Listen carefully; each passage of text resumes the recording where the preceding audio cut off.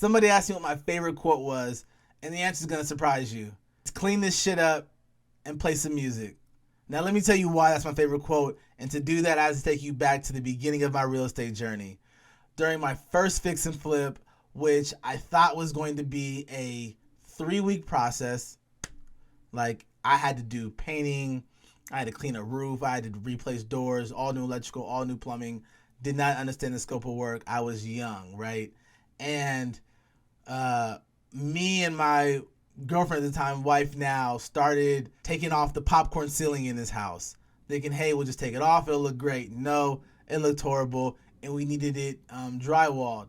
But no time for that. There's a million other things to do. So I started working through the house, and I'm burning the budget up, right? Even though I'm doing a lot of the work myself. Oh yeah, I also had a horrible budget in mind that was not possible. So I had to do all the work myself. A moment of desperation. Towards the end, I have to pay something. I'm going through it, right? And so I call this drywall guy up, and he comes in the house, and it's a mess. Like, walls are down.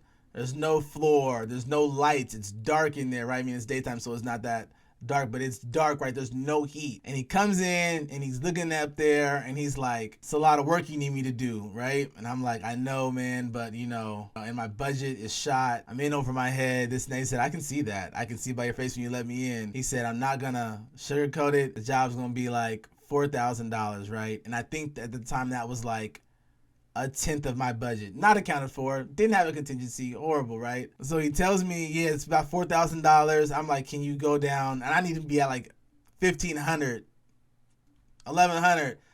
Start talking with him. He's like, I can't do it. Supplies are almost that much, but I wish you the best of luck. So I'm like, all right, man. So I start walking him out the door, faces down, doom and gloom.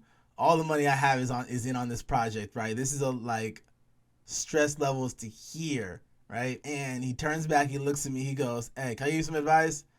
And I said, sure, man. He said, clean this shit up and play some music. You'll feel better, man. And like through gritted teeth, I was like, thanks. Right?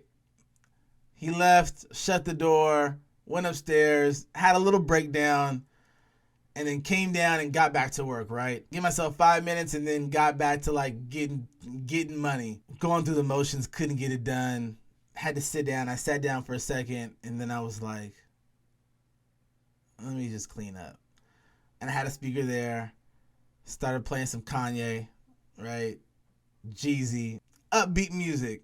Started cleaning up. I promise you, the situation didn't change at all. I still had a crazy amount of work to do. I still was in over my head, but an hour later, the place was clean. I felt 100 times better, and I was ready to tackle it. And so I realized that sometimes we just have to sharpen our saw. We spend so much time trying to cut the tree down and make a dent and all this kind of stuff, when what we really need to do is take a break, sharpen the saw, get in control of ourselves, and then get back to the grind. And so whenever somebody asks me what my favorite quote is, I tell them, clean this shit up and play some music.